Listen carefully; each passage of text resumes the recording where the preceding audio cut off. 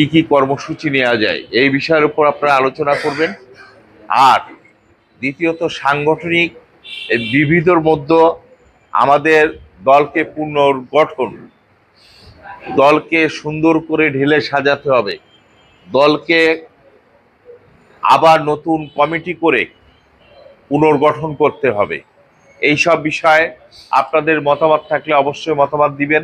ইনশাল্লাহ আমরা অল্প দিনের মধ্যেই কেন্দ্র থেকে একটি নির্দেশ পাব, যে নির্দেশের পরেই আমরা এই কার্যক্রম হাতে নিব এবং সেটা তৃণমূল থেকে শুরু করে বা উপর থেকে শুরু করে কোনভাবে করা যায় সেটা আমরা ঢাকা থেকে নির্দেশ নেওয়ার পরে আপনাদেরকে জানানো হবে।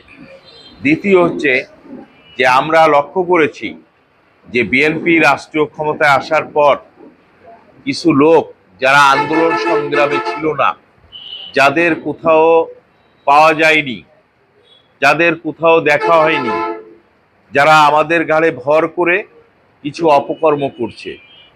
এবং শুধু এই না, আমাদেরও কিছু নেতারা কিছু অপকর্মে লিপ্ত হয়েছে, অনেকের নামে অনেক অভিযোগ আছে।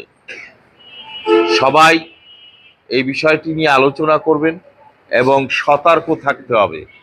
দল কিন্তু কঠিন সিদ্ধান্ত নিতে কাউকে ছাড় দিবে না, সে আপনারা যেই হন।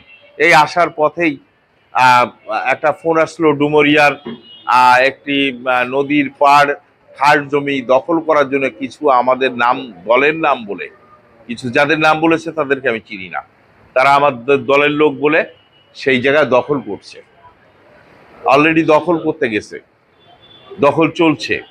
এই ধরনের কার্যক্রম কিন্তু প্রত্যন্ত অঞ্চলে ব্যাপকভাবে হচ্ছে। আমাদের বিভিন্ন উপজেলায় ব্যাপকভাবে এই দখল বা বিভিন্ন ধরনের বাণিজ্য শুরু হয়েছে। এইগুলো থেকে আমাদের কিভাবে বিরত রাখা যায়, দলকে বাঁচানো যায়, এই যে গুপ্ত সংগঠন জামাত থেকে কিভাবে আমাদের দলকে রক্ষা করে দলের শক্তি বৃদ্ধি করা যায় এবং মহিলা কর্মীদের মাঠে বেশি করে নামানো যায়, এইসব বিষয় সংক্ষিপ্ত আকারে আপনারা আলোচনা করবেন প্রস্তাব আকারে। বেশি লম্বা করলে টাইম বেশি লাগবে, সবাই অবশ্য বক্তৃতা দিতে পারবেন না। প্রত্যেক উপজেলার থেকে একজন করে ভালোভাবে বক্তৃতা দিলে একজন করে দেন প্রত্যেক উপজেলার থেকে, আর যেসব অঙ্গ সংগঠন এসেছেন সেখান থেকে একজন করে বক্তৃতা করেন,